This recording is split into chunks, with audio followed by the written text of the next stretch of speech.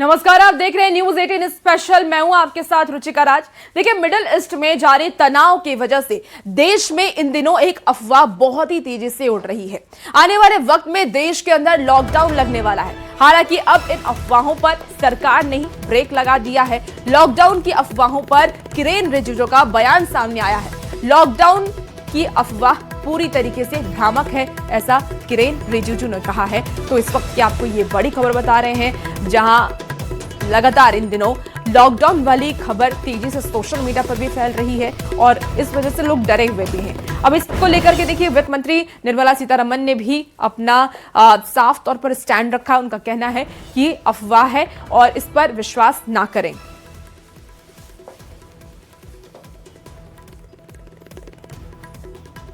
ये सब कौन अफवाहें उड़ाते हैं?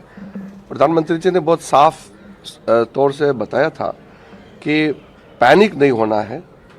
जमाखोरियों को चेतावनी दिया है, राज्य सरकारों को आह्वान किया है कि कोई इसमें होर्डिंग ना करे, पैनिक क्रिएट ना करे। भारत सरकार पूरी तरह से स्थिति का नियंत्रण में पूरा रखा हुआ है और आम लोगों को तकलीफ नहीं होने के लिए टॉप लेवल से बॉटम लेवल तक प्राइम मिनिस्टर साहब खुद कॉन्टिन्यूसली मॉनिटर करते हैं और प्रधानमंत्री जी के साथ में जितने जो टीम है सबको इस काम में लगाया है कि कोई हमारे जनता तकलीफ ना हो, इसके लिए पूरा सावधानी भड़कना चाहिए। देखिए, लॉकडाउन की अफवाहों पर किरेन रिजिजू का बयान सामने आया। लॉकडाउन पूरी तरीके से अफवाह है, ऐसा किरेन रिजिजू ने कहा। आपने सुना भी। लेकिन लॉकडाउन की अफवाहों पर वित्त मंत्री ने भी अब बयान साफ कर दिया है। देश में कोई लॉकडाउन नहीं होने वाला है, ऐसा निर्मला सीतारमण का कहना है। जनता को घबराने की जरूरत नहीं है। तो ये बड़ा बयान अब मंत्रियों की तरफ से सामने आ रहा है। लॉकडाउन की अफवाहों पर वित्त मंत्री ने भी अपना बयान दिया।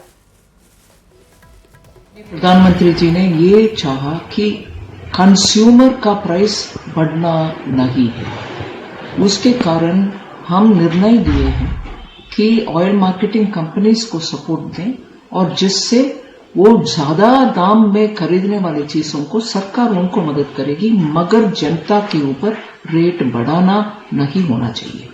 दूसरा, बड़ा दाम विदेश में बढ़ रही है, उसके कारण ऑयल मार्केटिंग कंपनीज खरीदना रोकें। ये से हालत ना हो, वो फिर भी खरीदें, फिर भी ले आएं और हमारे जनता को समय समय पर सही क्वांटिटी जितना भी मिलना चाहिए उतना मिलने का इंतजाम करें। इसीलिए आज इस निर्णय के कारण सप्लाई कमी नहीं होगा, सप्लाई में अवेलेबिलिटी में कमी ना होगा। जनता को डीजल भी, पेट्रोल भी, क्रूड भी मिलेगा। और एटीएफ बहुत इंपॉर्टेंट है। भारत देश का एयरक्राफ्ट और हमारी कंपनियों का एक एटीएफ मिलना आवश्यक है। उसके कारण भारत में बहुत सारे रिफाइनरीज हैं जो विदेश से माल खरीद करके इधर उसको रिफाइन करके विदेश को एक्सपोर्ट भी करते हैं, हमें भी देते हैं। मगर वो एक्सपोर्ट के ऊपर हमने अभी ज्यादा रेट बढ़ाया, एक्साइज ड्यूटी बढ़ाया, जिससे वो एक्सपोर्ट ना करते हुए भारत में ही उनको सेल करेंगे, जिससे भारत में अवेलेबिलिटी का भरपूर अवेलेबिलिटी रहेंगे, लोगों को कमी महसूस नहीं होने देंगे। कल रामनवमी के दिन माननीय प्रधानमंत्री जी ने इमरजेंसी में एक मीटिंग बुलाई और इस विषयों के ऊपर चर्चा गोष्ठी करके तुरंत निर्णय किए और इसके जितने भी करना है काम वो सब कल रात को ही हमारे मंत्रालय भी और पेट्रोलियम मंत्रालय भी बैठकर काम करके आज इस निर्णय हमने घोषणा कर। तो केंद्रीय वित्त मंत्री को आप सुन रहे थे, जहां उन्होंने कहा है कि अफवाह पर विश्वास नहीं करना है। लॉकडाउन जैसी कोई स्थिति भारत में नहीं होने वाली है और लोगों से पैनिक नहीं होने की भी उन्होंने अपील की है। देखिए, लॉकडाउन की अफवाहों पर अब केंद्रीय मंत्री हरदीप पुरी का बयान भी सामने आया है। लॉकडाउन को लेकर के फैल रही अफवाह को उन्होंने अफवाह बताया। उनका कहना है कि लॉकडाउन की जो खबरें सामने आ रही है ये सिर्फ एक अफवाह है, इसमें कोई सच्चाई नहीं है। लॉकडाउन के बारे में नहीं सोच रही है सरकार।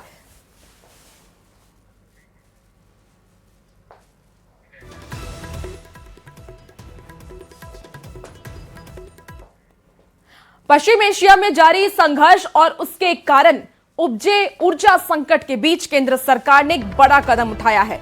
दरअसल सरकार ने पेट्रोल डीजल पर एक्साइज ड्यूटी घटाने का फैसला किया है। सरकार के इस कदम के बाद पेट्रोल पर एक्साइज ड्यूटी जो पहले 13 रुपए थी वो अब घटकर 3 रुपए रह गई है और डीजल पर एक्साइज ड्यूटी जो पहले 10 रुपए थी वो अब 0 हो गई है।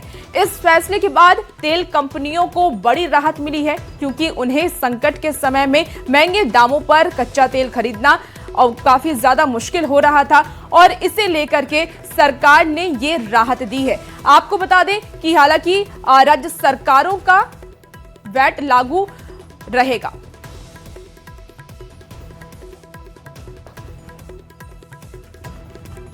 तो देखिए पेट्रोल डीजल पर एक्साइज ड्यूटी में कटौती की गई है और खाड़ी में घमासान है, लेकिन इसके बावजूद ये राहत वाली खबर है। जंग के बीच केंद्र सरकार ने ये बड़ा फैसला लिया है।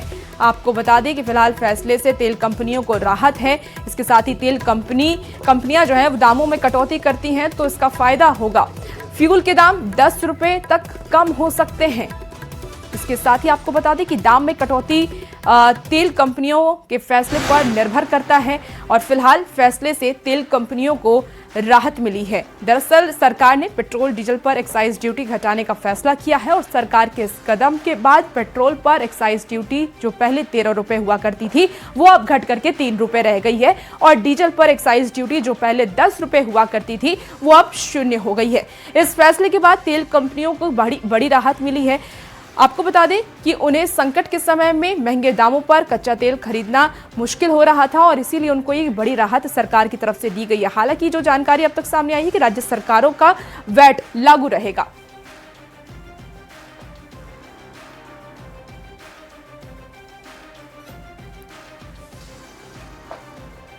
देखिए एक्साइज ड्यूटी घटाने के मायने क्या हैं, चलिए वो आपको अच्छे से समझा देते हैं। पेट्रोल पर एक्साइज ड्यूटी पहले अब का अंतर क्या है वो चलिए समझते हैं। 13 रुपए लीटर 3 रुपए लीटर हो चुका है। जो पहले 13 है वो अब 3 हो गया है। 10 रुपए कम किया गया है। और अगर हम डीजल की बात करें तो डीजल पर एक्साइज ड्यूटी पहले और अब इसमें क्या अंतर हुआ है वो समझिए। देखिए 10 रुपए पहले प्रति लीटर हुआ करता था जो कि अब 0 हो चुका है। एक्साइज ड्यूटी अब खत्म हो चुकी है तो ये बड़ी राहत मिली है आम लोगों को और इससे बहुत फायदा आने वाले वक्त में मिलेगा क्योंकि इन दिनों देखिए मिडिल ईस्ट का युद्ध जारी है। वैसे ही लोग बहुत संकट से जूझ रहे हैं। ऐसे में सरकार का ये फैसला आम लोगों को बहुत राहत देने वाला है। तो वहीं सरकार के इस फैसले पर बीजेपी सांसद कंगना रनौत और केंद्रीय मंत्री धर्मेंद्र प्रधान ने प्रधानमंत्री मोदी की तारीफ की है। सुनिए दोनों नेताओं ने क्या कुछ कहा है। जहां युद्ध की स्थिति सब जगह देखने को मिल रही है उसी में जो है हम लोगों में 10 एक्साइज ड्यूटी पे जो है 10 रुपये पेट्रोल डीजल दोनों पे कम किया गया है। तो जो भारी नुकसान सब के सब जो कंपनीज को होना था उससे हमें जो है बहुत बड़े एक संकट से जो है बचाने के प्रयास में सरकार है और हम बहुत शुभकामनाएं देते हैं नरेंद्र मोदी जी को, प्रधानमंत्री जी को कि वो इस मुश्किल की घड़ी में भी जो है हमारी इकोनॉमी को जो विकसित भारत का सपना है उस पर तत्पर है। और दूसरी चीज़ को फिर से उनको जो है वो जो रेटिंग मिली है विश्व के सबसे ज़्यादा लोकप्रिय लीडर के उससे वो उभर के आए हैं उसके लिए भी हम बहुत शुभकामनाएं देते हैं। प्रकार से उन्होंने देश की अर्थनीति को संभालते हुए विशेष करके नागरिकों के हितों को ध्यान में रखते हुए सामान्य आदमी की जो मास ट्रांसपोर्टेशन होती है तो अन्य पेट्रोलियम प्रोडक्ट से सारे ट्रांसपोर्टेशन के ऊपर इसका एक प्राइस बर्डन आती है।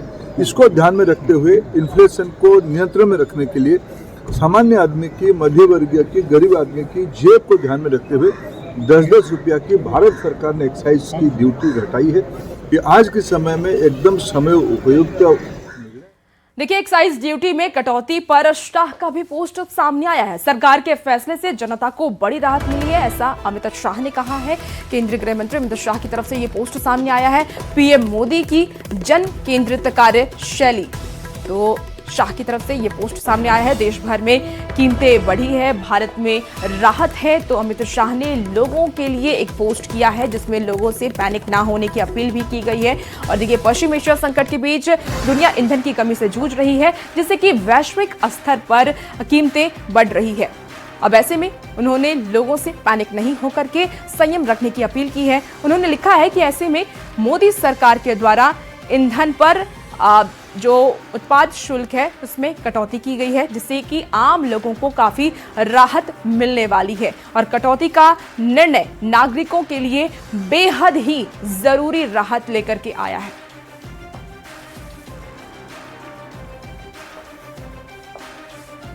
आरजेडी के सांसदों ने अमित शाह से मुलाकात की है। आपको बता दें कि संसद भवन में अमित शाह से मिले हैं आरजेडी के सांसद।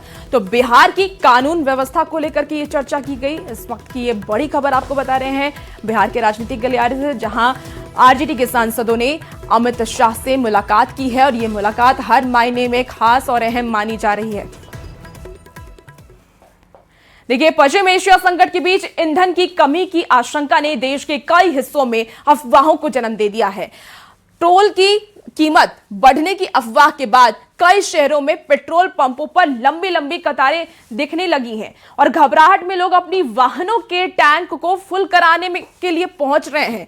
वहीं सरकार ने साफ किया है कि देश में सामान्य पेट्रोल की कीमतों में कोई बढ़ोतरी नहीं होने वाली है। देखिए ये खास रिपोर्ट।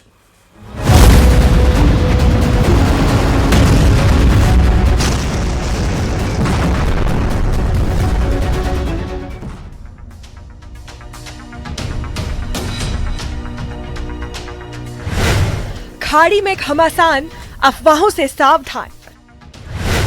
पेट्रोल शॉर्टेज की अफवाह से पैनिक।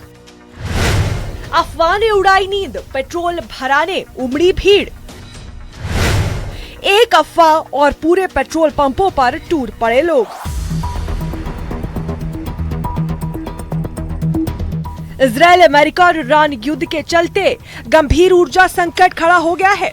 देश में भी इसका असर दिखाई दे रहा है। युद्ध शुरू होने के कुछ समय बाद पहले एलपीजी की किल्लत देखने को मिली। सिलेंडर लिए लोग लाइनों में लगे दिखाई दिए। सिलेंडर पाने के लिए लोगों में लड़ाई झगड़ा और मारपीट तक हो गई। वहीं 24 मार्च से पेट्रोल डीजल को लेकर भी अफवाह फैली, जिसके बाद पेट्रोल पंपों के बाहर लंबी लंबी लाइनें दिखाई देने लगी। सोशल मीडिया पर इसके वीडियो भी वायरल होने लगे।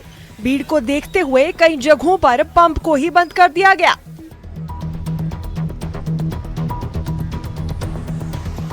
जम्मू कश्मीर के पुंछ में पेट्रोल की कमी की अफवाहों के चलते पेट्रोल पंपों पर भारी भीड़ देखने को मिली। लोग बिना सच्चाई को जाने अपने वाहन लेकर पेट्रोल पंपों पर लंबी कतारों में पहुंच गए। वहीं प्रशासन की तरफ से assistant controller legal metrology Pushkar Raj Sharma ने लोगों को अफवाहों पर भरोसा न करने का आह्वान किया। उन्होंने कहा कि जिले में पर्याप्त मात्रा में पेट्रोल डीजल की सप्लाई मौजूद है। तो लोगों से ये अपील है कि आप पैनिक में ना आओ, र्यूमर्स पे ध्यान ना दो। सफिशिएंट क्वांटिटी में पेट्रोल और डीजल हमारे पुंछ में अवेलेबल है। 2.5 से 3 लाख लीटर पेट्रोल आज की डेट में अवेलेबल है, जो 6 दिन का 7 दिन का स्टॉक ऑलरेडी है और नेक्स्ट डे की बुकिंग हमारे पास सभी पेट्रोल पंप्स पे हैं। कोई शॉर्टेज किसी चीज़ की नहीं है। तो पैनिक में ना आए, र्यूमर्स पे ध्यान ना दें। तो र्यूमर मंगर्स को आप डिस्ट्रिक्ट एडमिनिस्ट्रेशन के सामने लाओ ताकि उनके खिलाफ कार्रवाई हो सके सख्त से सख्त। डिस्ट्रिक्ट एडमिनिस्ट्रेशन अपनी तरफ से भी र्यूमर मंगर्स को ढूंढने की कोशिश करेगी और सख्त से सख्त कार्रवाई उनके अगेंस्ट की जाएगी।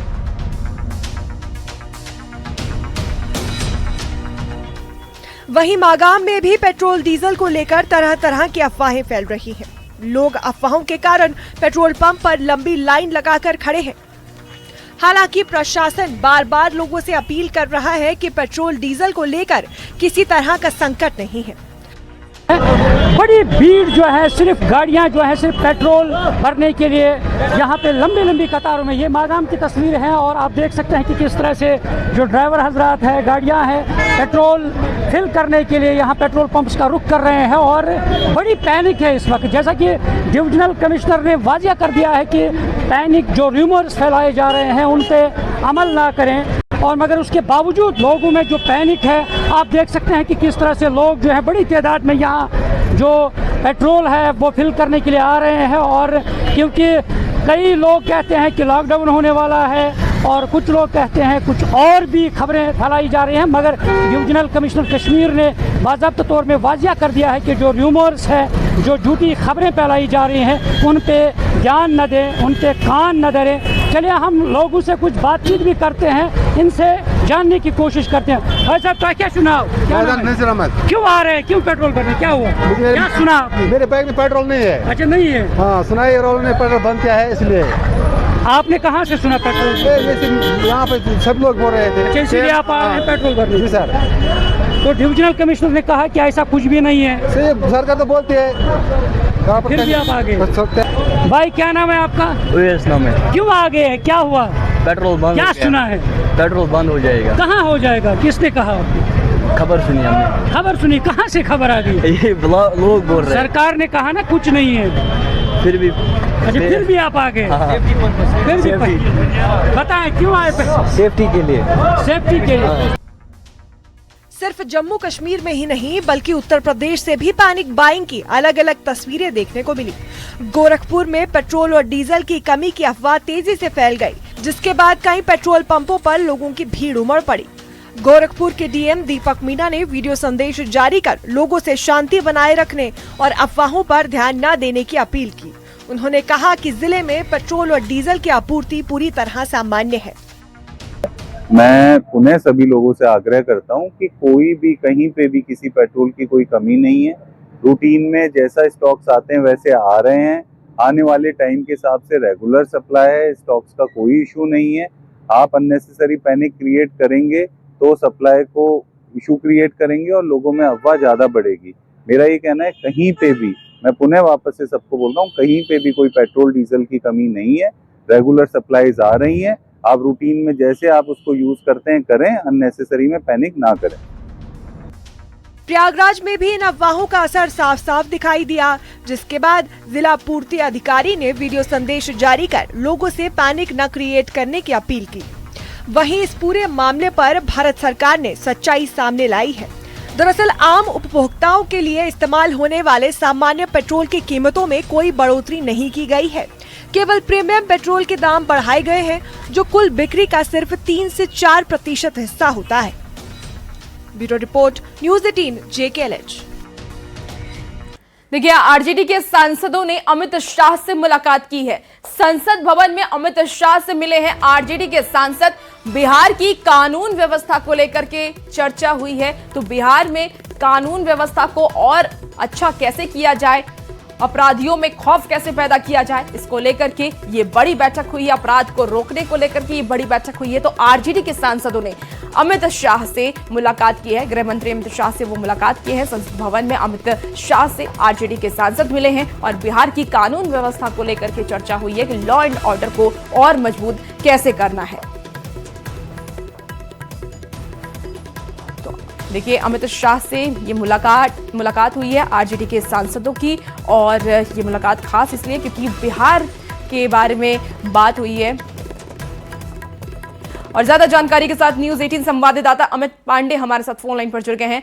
अमित, क्योंकि ये मुलाकात खास इसीलिए है कि बिहार के कानून व्यवस्था को लेकर के आरजेडी के सांसदों ने गृह मंत्री अमित शाह से बात की है। ये बात कितनी इंपॉर्टेंट हो सकती है आने वाले वक्त के लिए? और देखिए, बेहद महत्वपूर्ण ये जो मुलाकात थी, और आरजेडी के जो सांसद थे, चाहे राज्यसभा चाहे लोकसभा, वो सांसद थे, उन्होंने मुलाकात की, जिसमें मीसा भारती थी और इसके अलावा प्रेमचंद गुप्ता थे। इन लोगों ने गृह मंत्री अमित शाह से मुलाकात की और मुद्दा इनके मुताबिक यही था कि बिहार में कानून व्यवस्था की स्थिति और इसके अलावा अन्य जो स्थिति है उसको लेकर गृह मंत्री को अवगत कराया, और जिसके बाद इनके मुताबिक इनको गृह मंत्री की ओर से आश्वासन दिया गया, जिसके बाद यह मुलाकात हुई। अमित, क्या सिर्फ कानून व्यवस्था पर बात हुई है या किसी और मुद्दे पर भी चर्चा हुई? देखिए, सांसदों के मुताबिक चूंकि यह बिहार से ताल्लुक रखते हैं तो अन्य मुद्दे भी थे जो इस पे गृह मंत्री को अवगत कराया गया है, और जिसमें स्टेटहुड को लेकर है, इसके अलावा अन्य परिस्थिति है उसको लेकर है। तो अब यह मुलाकात संपन्न हो गई है। उसके बाद फिर अब जैसे जो सांसद हैं अन्य अपनी जो संसद की गतिविधियां हैं उसमें उसको यह जारी रख रहे हैं। तो कितने देर ये मुलाकात चली है, क्या जानकारी है? करीब 10 से 15 मिनट की यह मुलाकात थी और इसमें मुलाकात में मीसा भारती थी, प्रेमचंद गुप्ता थे, इसके अलावा अन्य जो सांसद थे वो मौजूद थे। तो अब और इससे पहले इन्होंने समय मांगा था और जब अब यह मुलाकात हुई है तो इसके बाद निकलने के बाद इन सांसदों ने इस मुलाकात का मकसद यह बताया। बिल्कुल ठीक है अमित, आप नजर बना के रखिए, अपडेट आपसे लेंगे। बहुत शुक्रिया जानकारी के लिए। और कल दिल्ली एनसीआर को नई उड़ान मिलने जा रही है क्योंकि नोएडा इंटरनेशनल एयरपोर्ट का उद्घाटन होने वाला है। देखिए प्रधानमंत्री नरेंद्र मोदी एयरपोर्ट का उद्घाटन करेंगे और समारोह की तैयारी लगभग पूरी हो चुकी है। सुरक्षा के कड़े इंतजाम किए गए हैं। एयरपोर्ट का उद्घाटन करने के साथ पीएम मोदी विशाल जनसभा को संबोधित भी करने वाले हैं। ये रिपोर्ट आपको दिखाते हैं।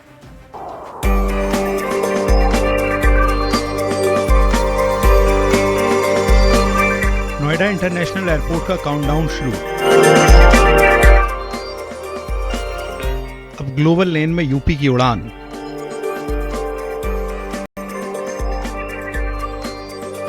अट्ठाईस मार्च को पीएम मोदी करेंगे शुभारंभ।